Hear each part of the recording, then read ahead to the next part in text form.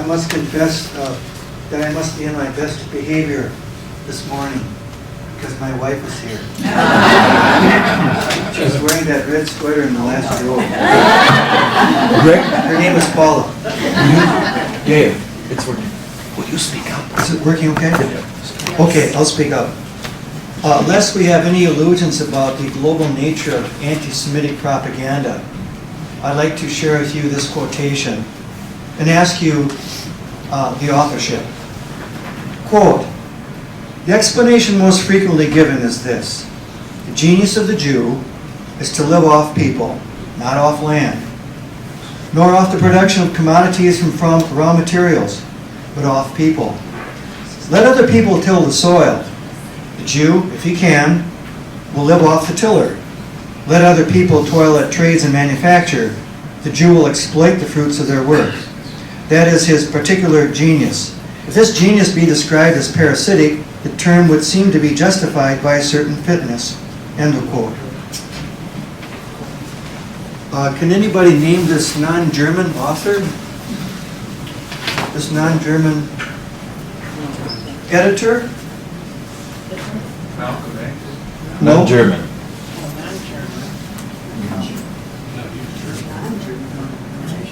Yes.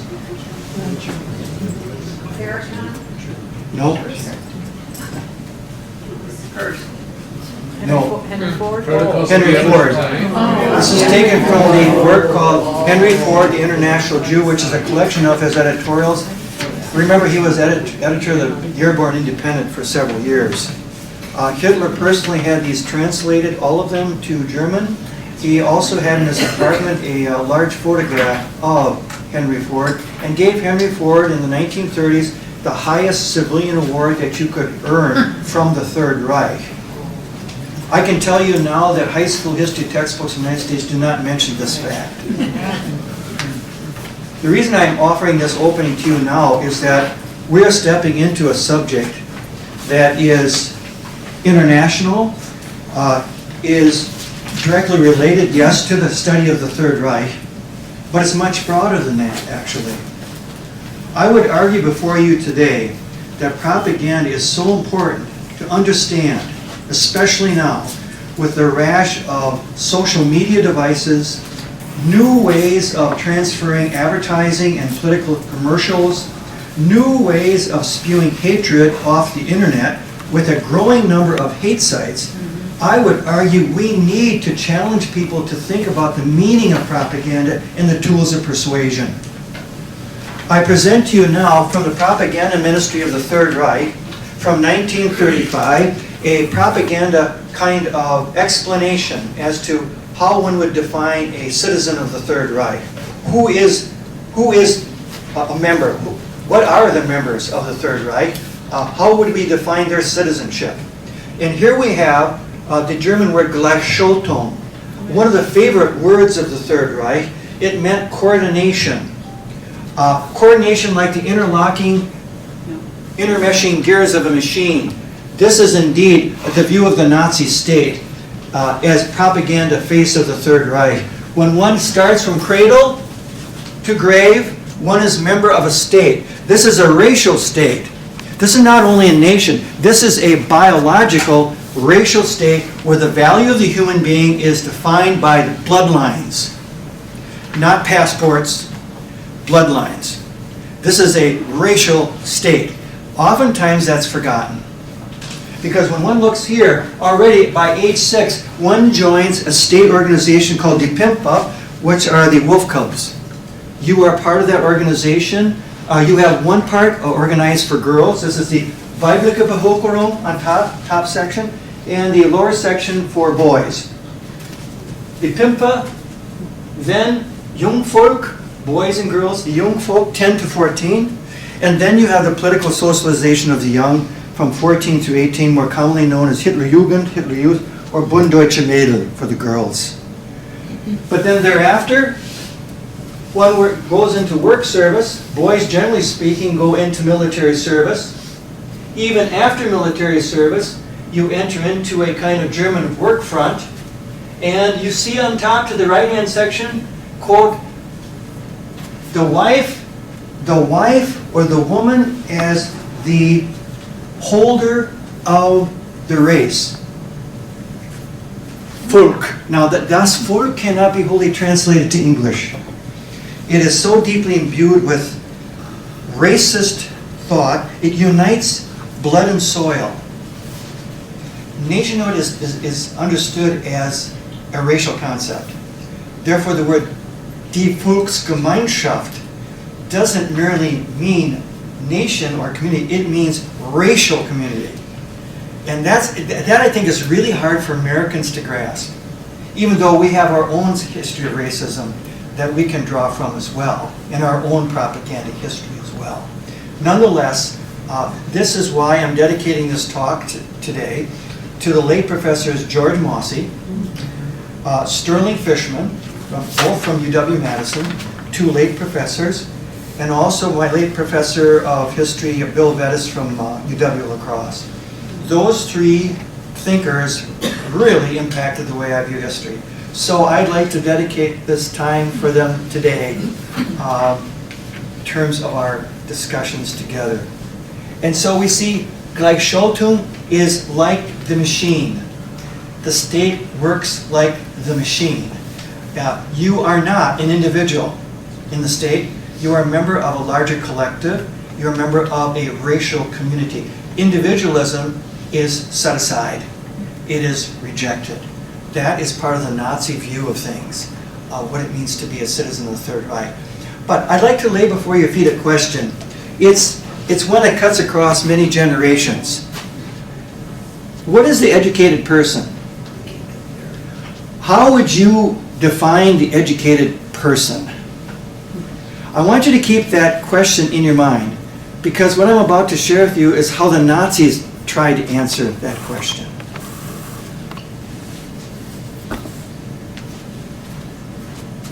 Hitler in 1924 spoke these words, quote, "Propaganda is a truly terrible weapon in the hands of an expert." And here he has to say something about the kind of children he wants to educate in the schools of the Third Reich. This was written in his book, Mein Kampf, My Struggle, which he wrote while he was in prison, serving a term for trying to overthrow the Bavarian government, as you recall. Quote, "The Völkisch state will have to make certain that by a suitable education of youth, it will someday obtain a race ripe for the last and greatest decision on this earth. The crown of the Völkisch state's entire work of education and training must be to burn the racial sense and racial feeling into the instinct and intellect, the heart and brain of the youth entrusted to it. No boy or no girl must leave school without having been led to an ultimate realization of the necessity and essence of blood purity." End of quote. But then also, as we look to Hitler's perspectives, back in 1933, he made this statement before a gathering of the press. Quote, "My program for educating youth is hard. Weakness must be hammered away. In my castles of the Teutonic Order, a youth will grow up before which the world will tremble. I want a brutal, domineering, fearless, cruel youth. Youth must be all that. It must bear pain. There must be nothing weak and gentle about it. The free, splendid beast of prey must once again flash from its eyes. That is how I will eradicate thousands of years of human domestication. That is how I will create the new order." End of quote. Also, later on in his time in office, he had this to say to a gathering of SS officers, quote, "We call for young people as swift as greyhounds, tough as leather, and hard as crisp steel." End of quote. This, in a sense, brings us into a kind of overview of the kind of answer the Nazis would offer to that question. What is the educated person? Now, I'd like to share with you from the book I wrote some research I uncovered when I was at Tel Aviv University's archives, university archives, which had the Leo Wiener, part of what's called the Leo Wiener collection. Leo Wiener was a German Jew who shortly after Hitler came to power, even before Hitler came to power, a German Jew, spoke out against the Nazis and warned fellow Jews in Germany that if Hitler would ever come to power, it would be a terrible result for everyone, especially for Jews. He started saying this in 1928. Wow. But nobody believed him. No one listened to him.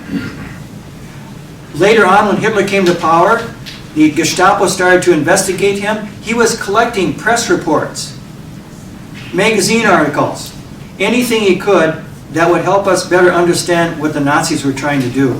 He was a kind of warning voice, but it was a warning voice largely unheard. Nonetheless, his legacy is the library he collected. He escaped from Germany on the heels of the Gestapo in 1936 and carried with him most of his library. Part of it he had to leave behind because he was fleeing so quickly.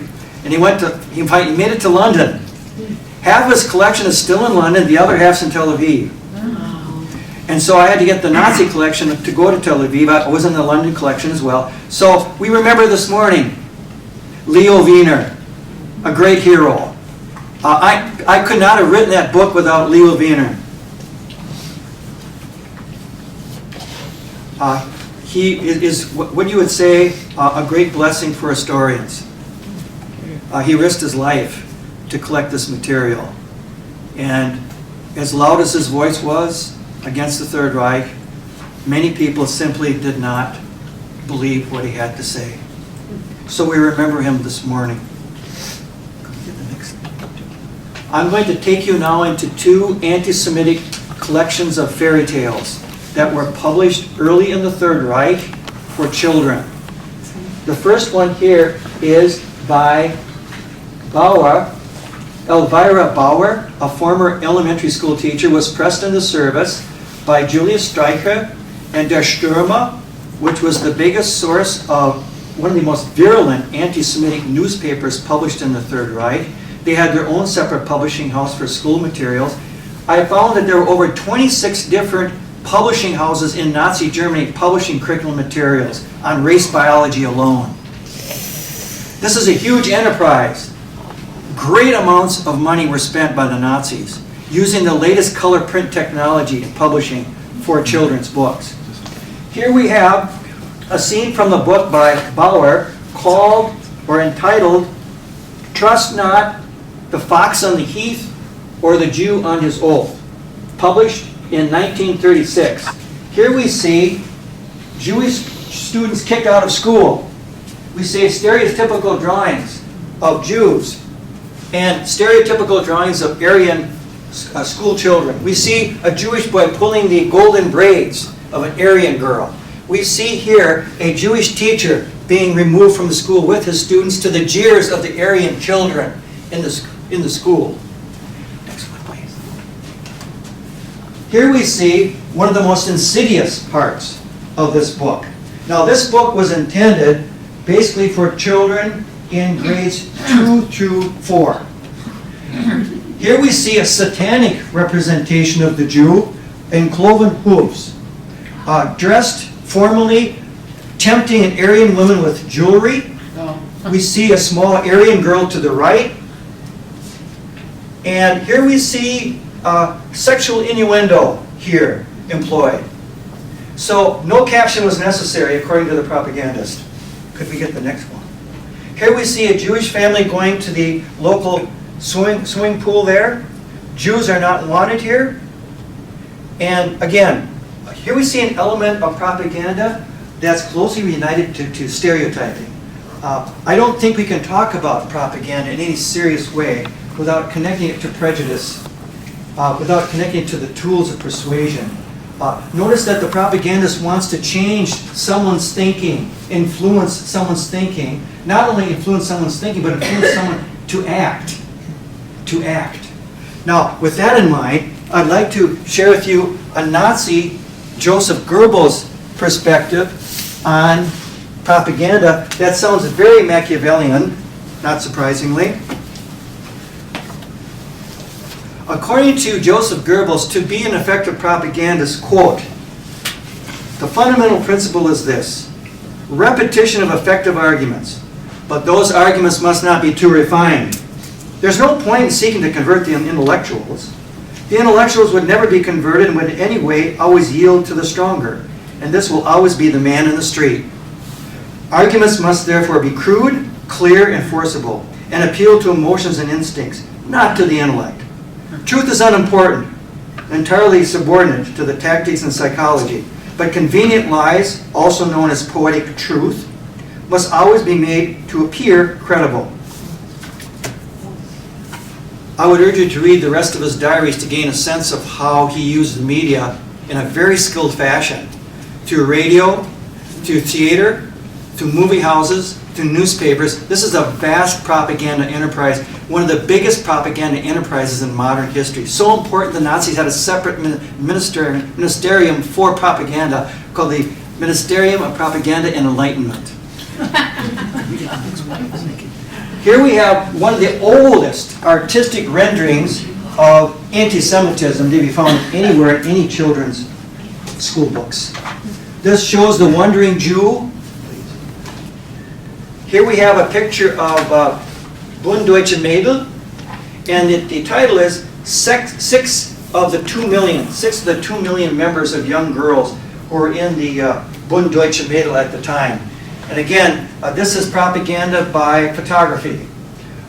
Hitler spent a lot of money on his own personification through photographs. We'll see some propaganda charts that were used throughout the Third Reich to express a certain tool of persuasion as well. Thank you. Here we have something that I found in Austria. I was in the Viennese archives, curious to see how Austria handled the teaching of anti-Semitism after Hitler's Anschluss with Austria. Contrary to certain public opinion, Austria was not a victim of the Third Reich, I'm here to tell you. Austrians welcomed Hitler with open arms. Vast majorities of them did.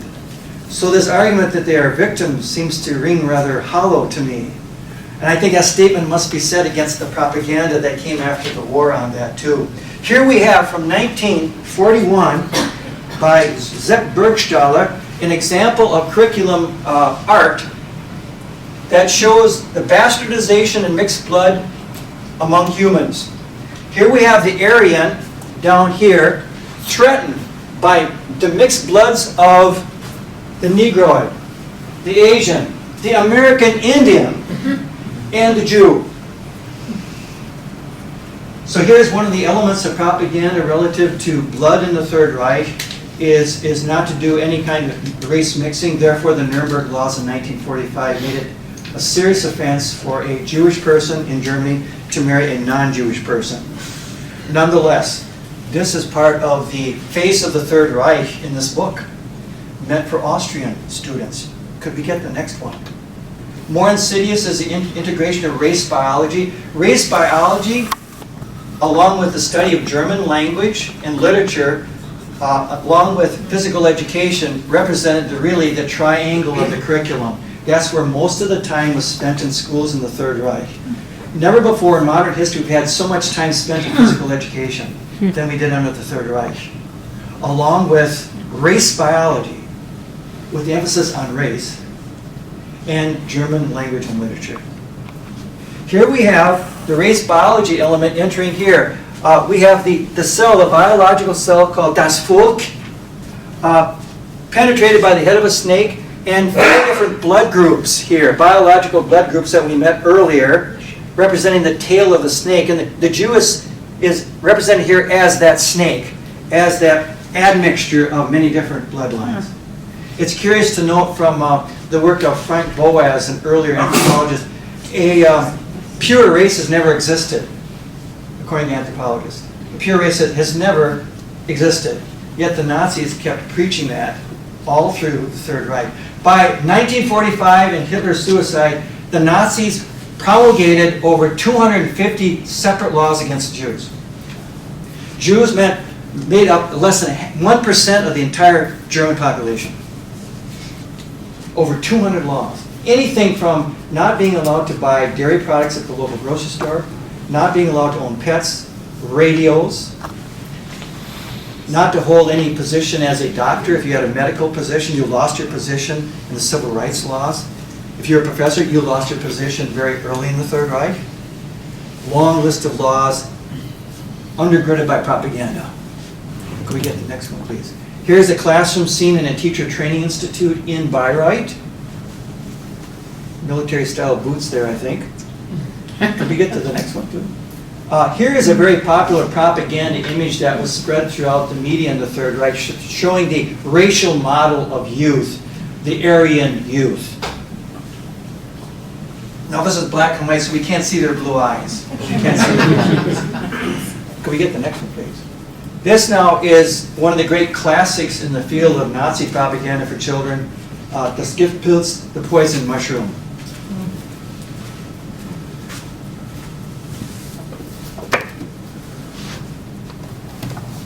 The poison mushroom was written by Ernst Hamer.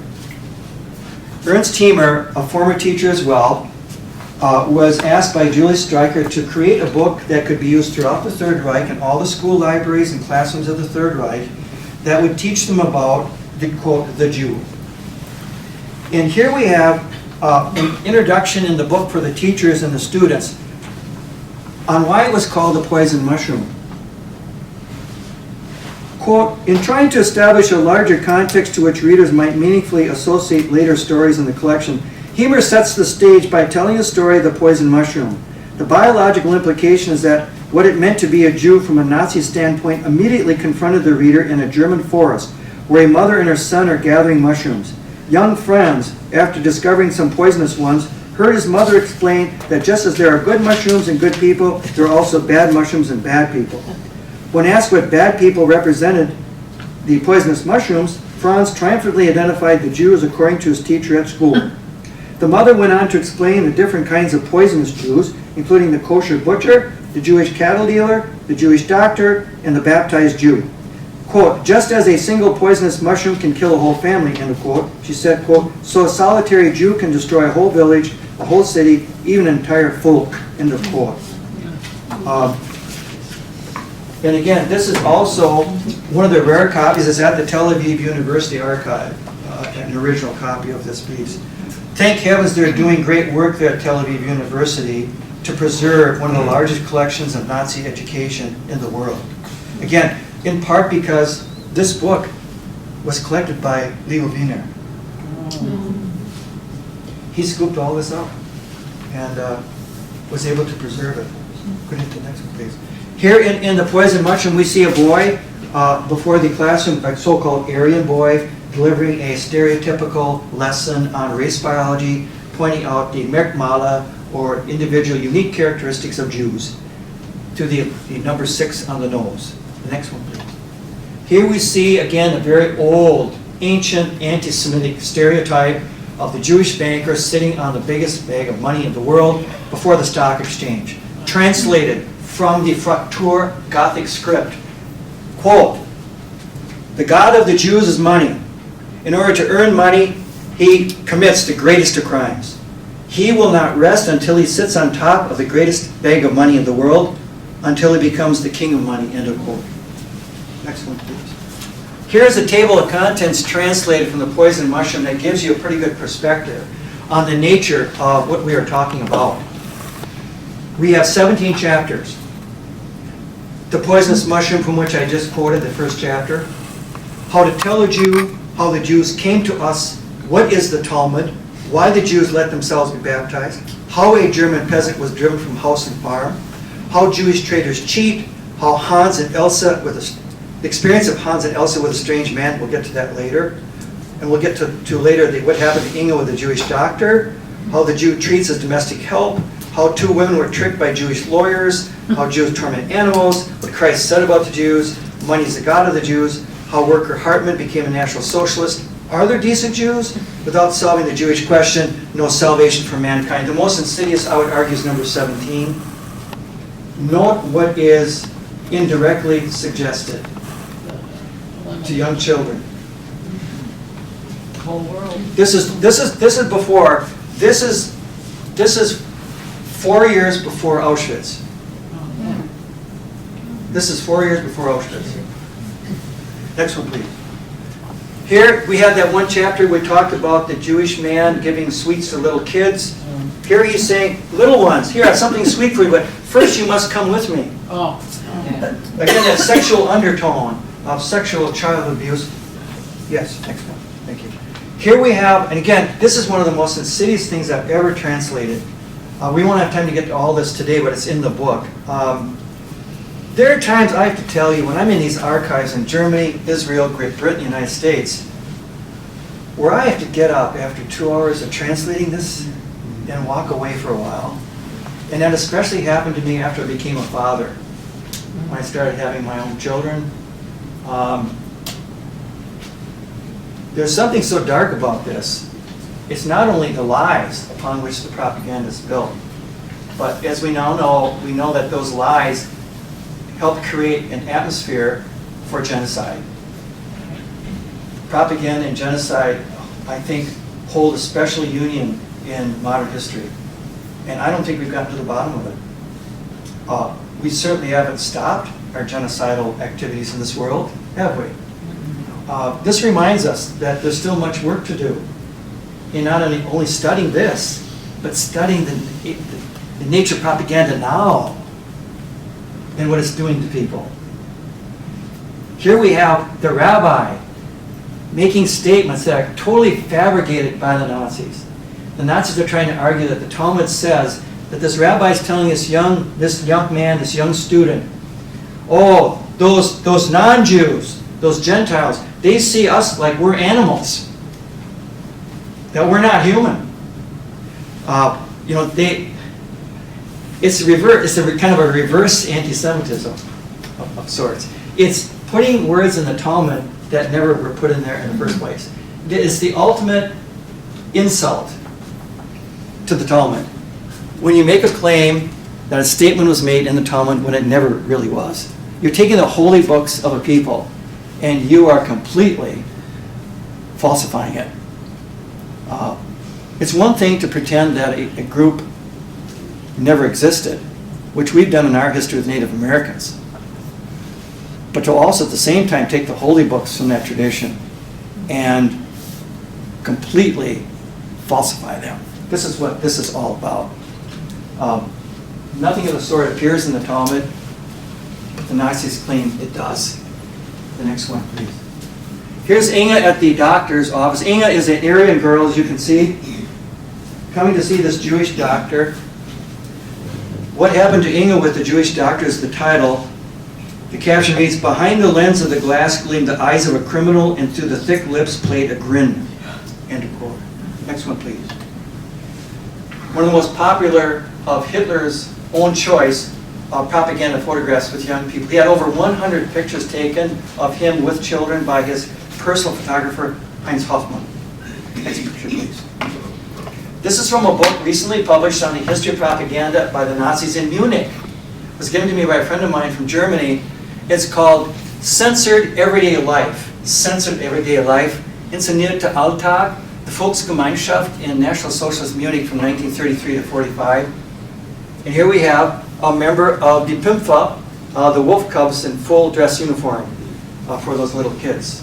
It shows you how early the socialization starts. Next one, please. I won't have time today to get into this book, just to tell you that I've been given permission to scan in a rare school book from the Third Reich for first graders that was read by a girl at the time who was a member of a Jewish family. She lives in St. Louis now. Her name is Marion Goldstein. She was born in 1928 in Nuremberg. And she kept this book. She fled Germany with her family in 1935 and kept this book from her first grade class.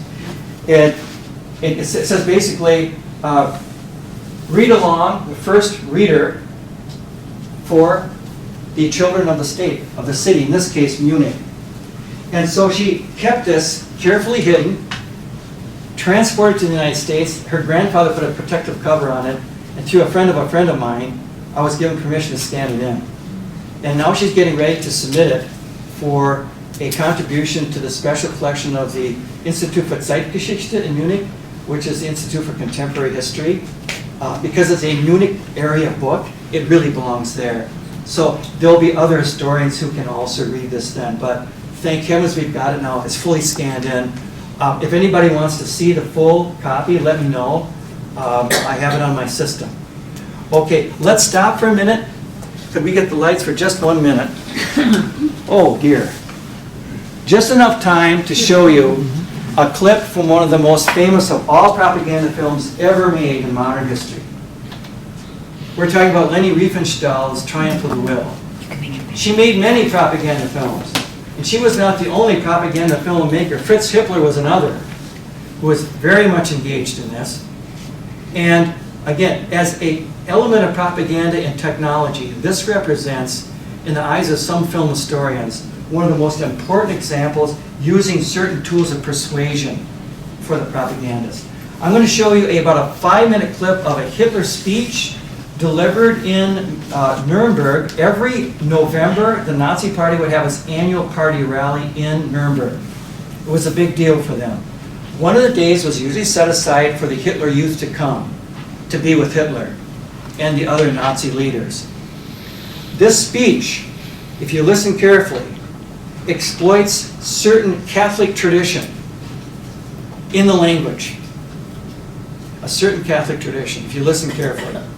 But there are other tools of persuasion also used here in this short speech.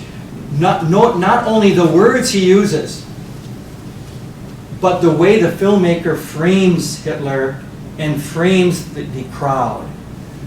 Hitler was a man of mass propaganda. As Albert Speer told me in my interview with him back in 1976, if you were alone with Adolf Hitler, he could be incredibly boring. And the last thing you wanted was to receive a dinner invitation from him, because he would tell the same stories, and you couldn't smoke, and he was a vegetarian. But you place him before a mass audience, he was a totally different person. He rehearsed his moves in front of the mirror all the time. This was classic for him. So I show you again, this is a part of a larger film, but it's based on the Nazi Party rally in 1935. Note the words, note the framing of the filmmaker. Adolf Hitler, der Führer der deutschen Jugend, hat das Wort.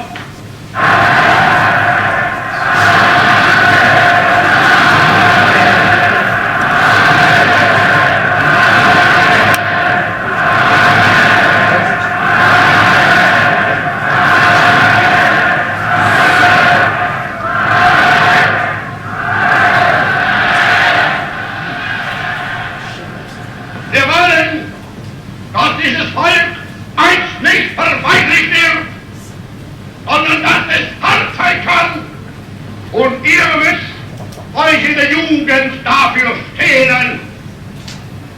Ihr müsst lernen, Entbehrungen auf euch zu nehmen, ohne jeweils zusammenzubrechen. Denn was wir auch heute schaffen und was wir tun, wir werden vergehen, aber in euch wird Deutschland weiterleben. Und wenn von uns nicht mehr möglich sein wird, dann werden wir die Fahne, die wir einst aus dem Nichts hochgezogen haben, in euren Fäusten halten müssen.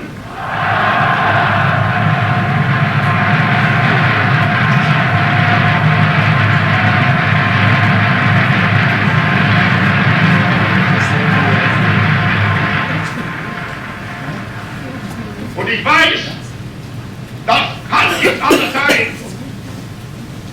Denn ihr seid Fleisch, von unserem Fleisch und Blut, von unserem Blut. Und in euren jungen Gehirn brennt derselbe Geist, der uns beherrscht.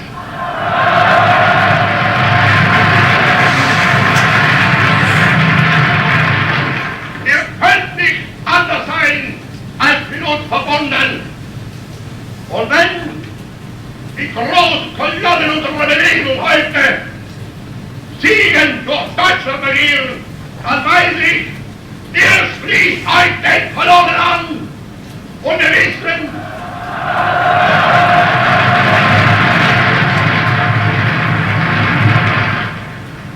vor uns liegt Deutschland, in uns marschiert Deutschland.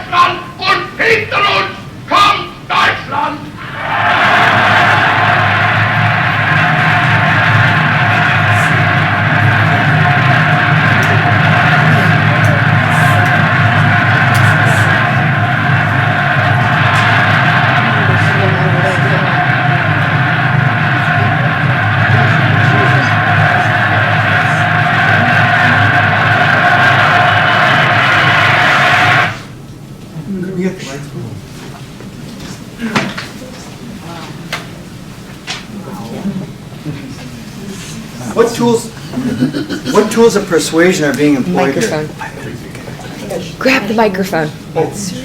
Are we? What tools of persuasion are being used here? Are we all done with? The lighting, often easily overlooked. Light and shadow, and the camera angle that comes with light and shadow to accentuate those young people and Hitler himself. Very strong point. What other tools are imminent here? Yes. They're doing very soft drum rolls. Yes. It's kind of a paramilitary feel to it with those drum rolls.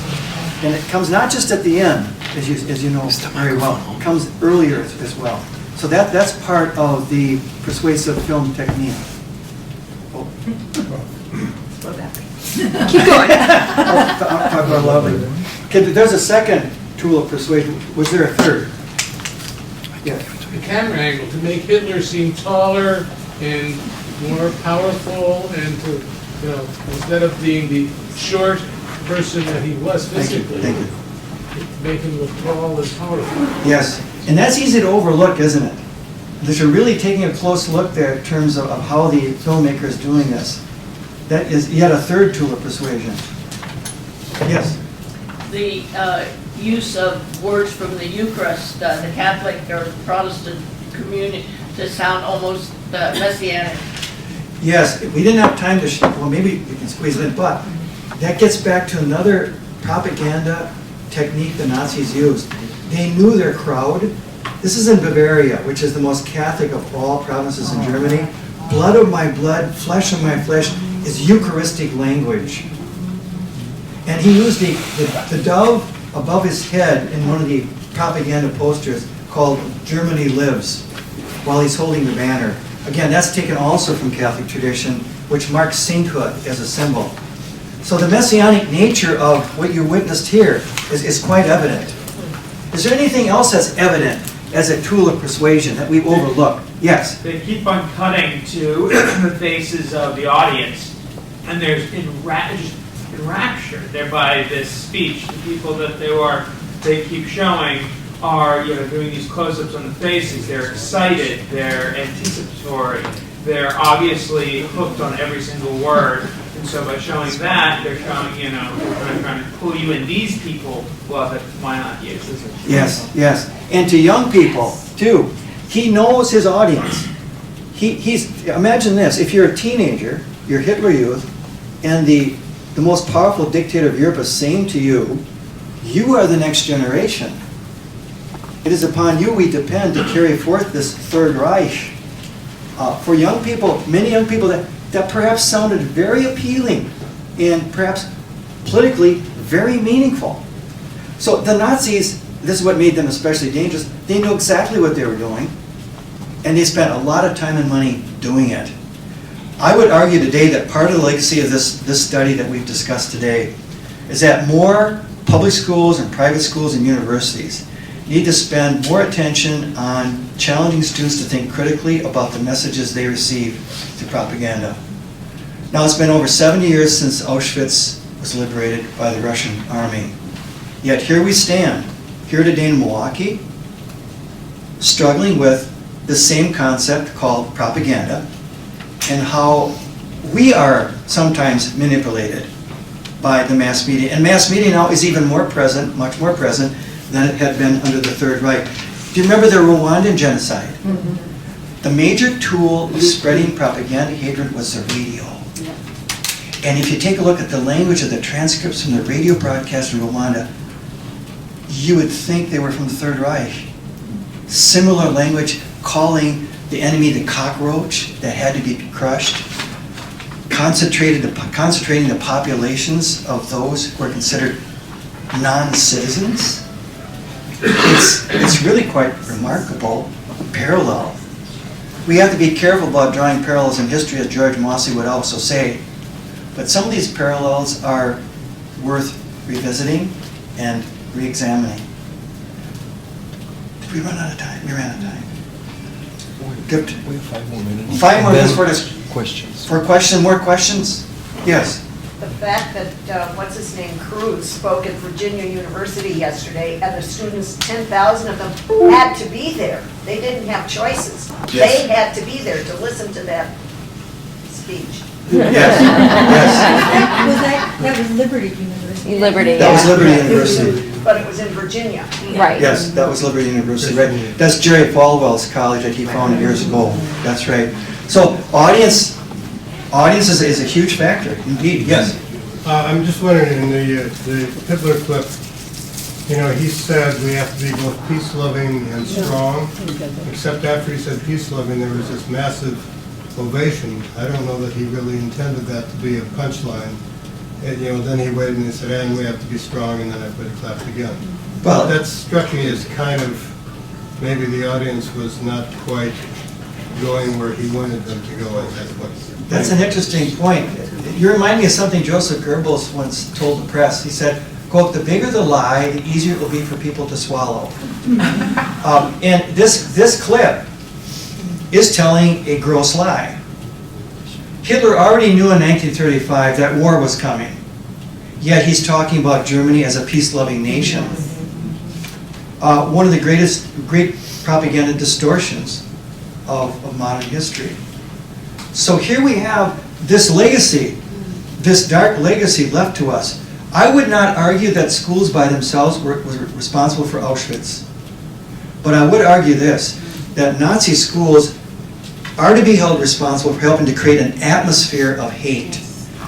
You know that a number of Jewish school children went through pure hell in those schools.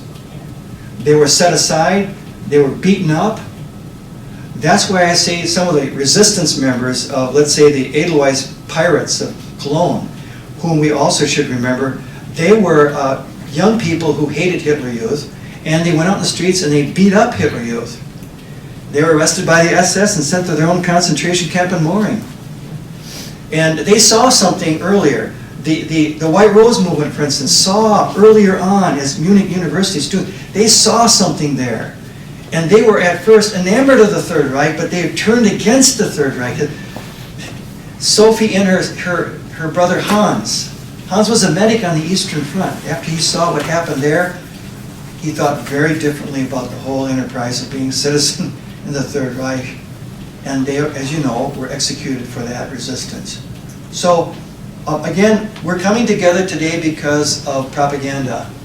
The history of propaganda, in this one of the darkest chapters in human history, where propaganda prepared the way for mass murder, genocide of millions of people. I would like to invite you, if you're over on the other side of the state next month, for the first time at La Crosse, we're bringing together Jewish students and Catholic high school students to read together diary excerpts from Jewish adolescents from the Third Reich who lost their lives in Treblinka and Auschwitz. All that's left behind from them are the diaries. This is from the book by Alexander Zapruder called Salvaged Pages. Read the book, try to secure that book because it's a great classic now. Alexander Zapruder spent 10 years translating from 6 different languages various diaries throughout occupied Europe of Jewish teenagers. And we're going to be reading the last diary entries of 3 of them on the night of April 15th, Wednesday, 7 p.m. at Roncalli Newman Center across the road from UW La Crosse. It's on State Street. I see 1725 State Street, I think. And so that will be coming up. This is the first time we've brought Catholic and Jewish families together using Jewish diaries. And we're going to also have a choral piece, a choral rendition of I Never Saw Another Butterfly from Terezin. Yes. Also, we're going to have Busia Lugovia, a Jewish musician from Congregation Sons of Abraham in La Crosse. She will also present to us Maurice Ravel's Kaddish on the viola. And another viola piece by Busia will be a Jewish melody called I Cry. So we're bringing together poetry, music, and diaries. It's called The Children We Remember.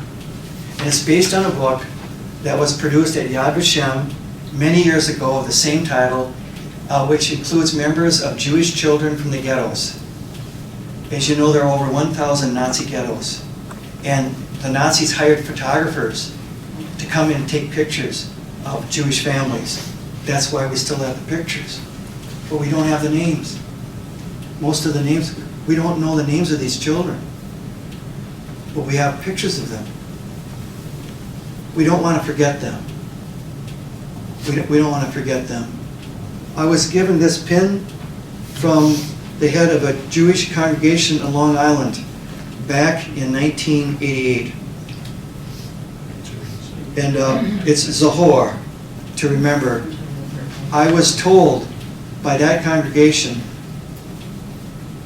that I was to continue wearing this pin as long as I was engaged in Holocaust education.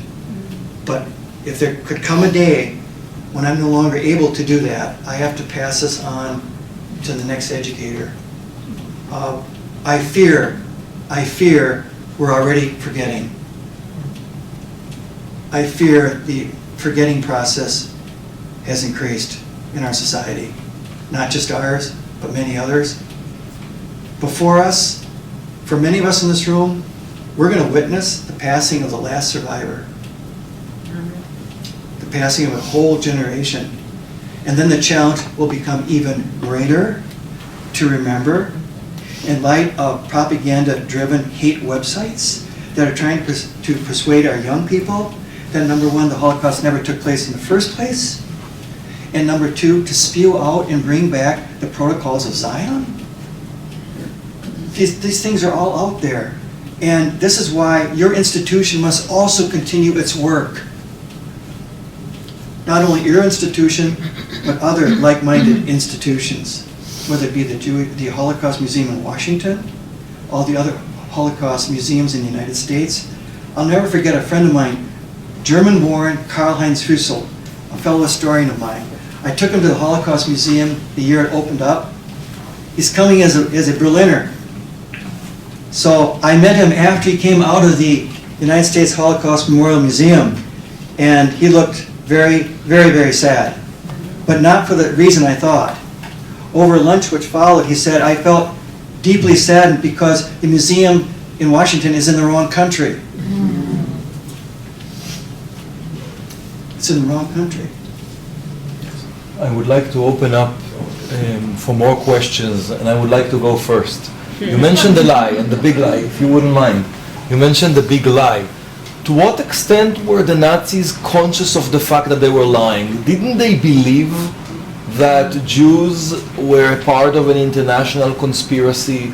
Didn't they believe that they were peace-loving and that the war was an act of self-defense? To what extent were they aware of the fact that this was a lie? Oh, they were very much aware of that. They felt it was politically expedient to build their support. This, after all, is one reason why Hitler was able to come to power. Not the only reason. But certainly, I think there are elements of both that you can't fully separate. There's political expediency. I believe that there was a genuine German hatred for Jews, but I will not go so far as Daniel Goldstein did and argue that anti-Semitism was rife throughout every corner, social corner of Germany, because it was not.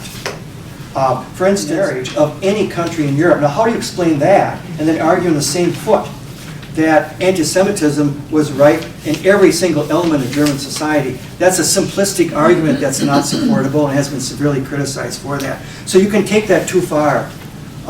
Again, I say, going back to Raoul Hilberg, one of the great deans of Holocaust historians, gave his keynote address, I'll never forget this, in Calgary, Canada, not long before he died.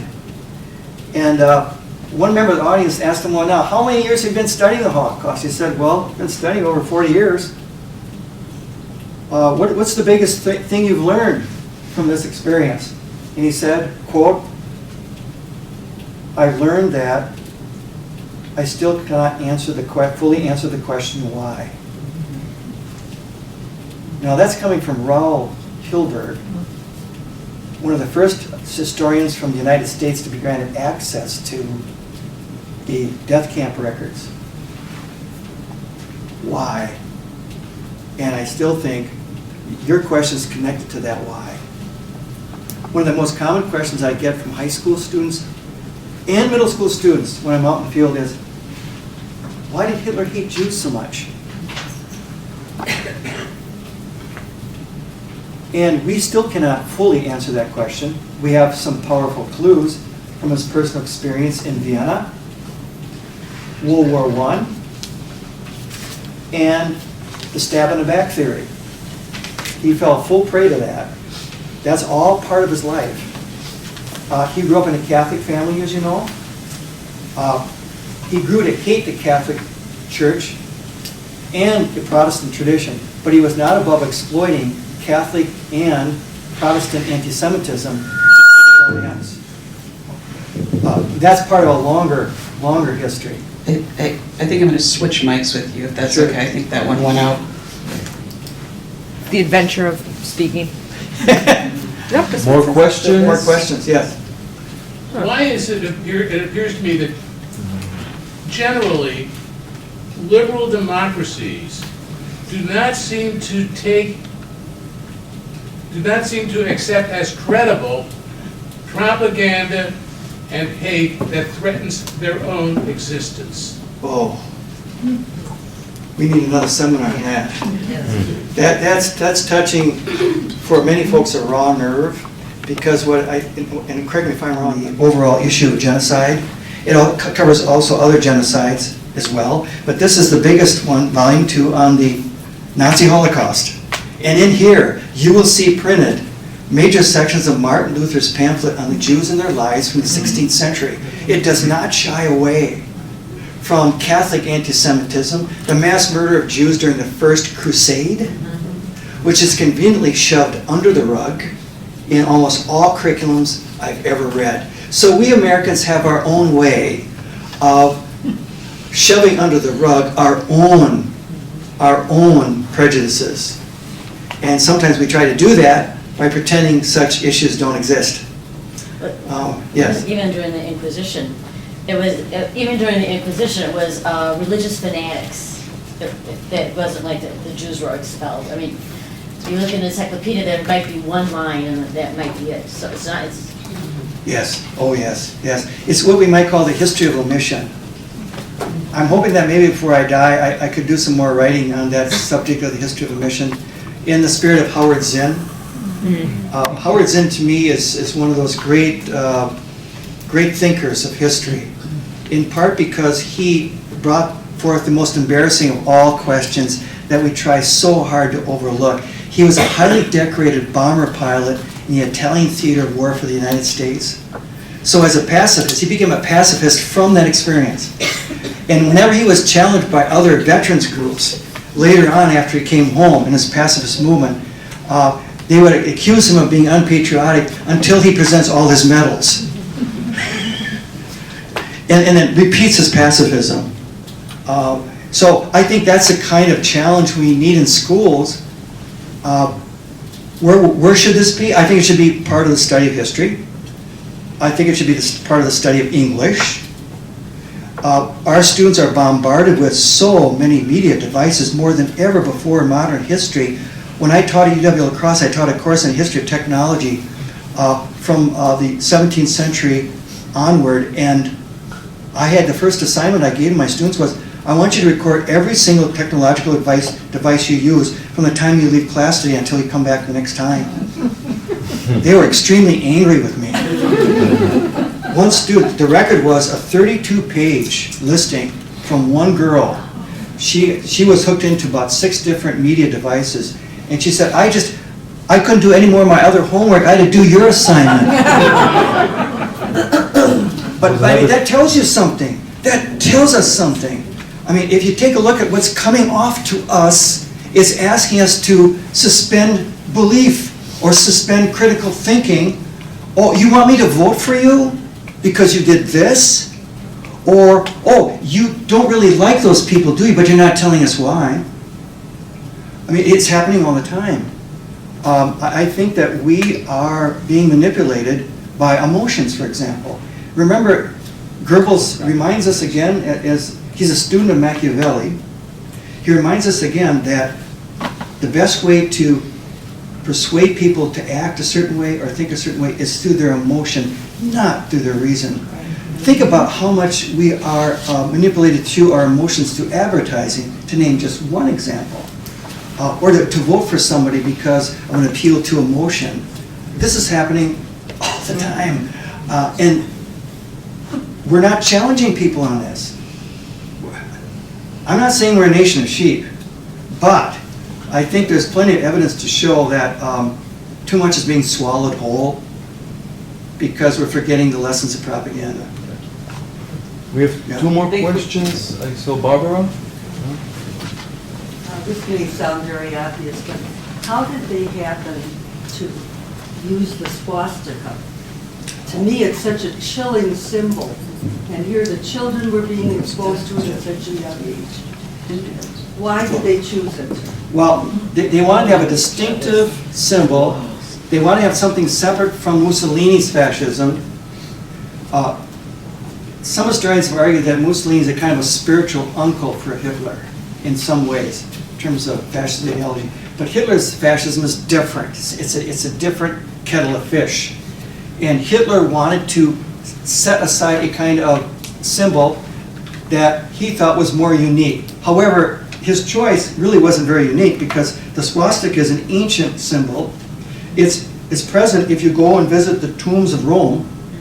It's there. Some Native American cultures have also used that symbol as well. For some, a sacred symbol.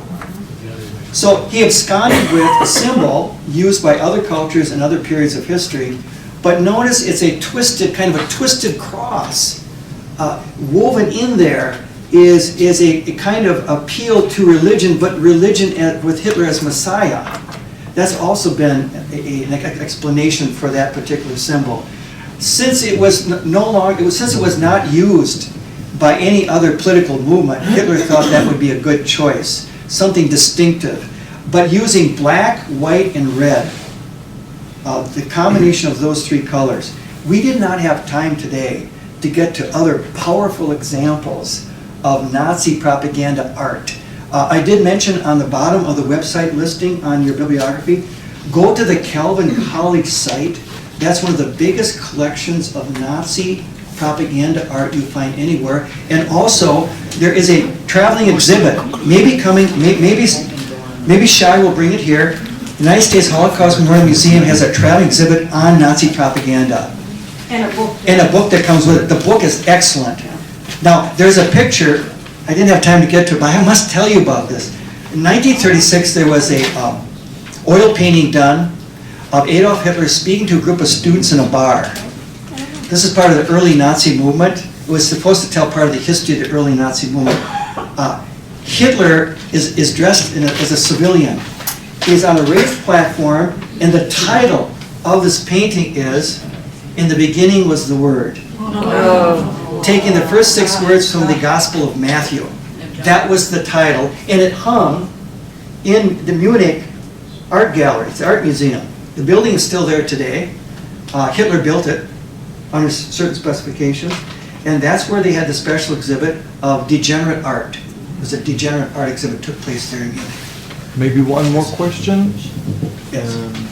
Just a quick comment. I think we have to be conscious of the fact that a war is currently being fought against, being waged against critical thinking with an effort to defund public education in Wisconsin.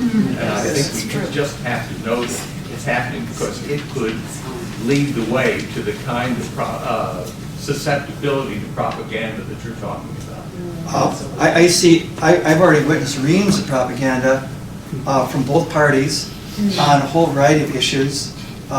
Some of them very subtle, some of them very overt. See, that's part of the problem with propaganda. It's not the upfront stuff, the real gross distortions that are present. Sometimes it's very subtle kind of propaganda. In the case of public education, we see both examples being plied by many different groups. And I think it's going to be a sad day. Again, I'm biased in my own way, but I'm telling you, continually cutting UW budget is really a mistake. This is a huge mistake, and they don't care.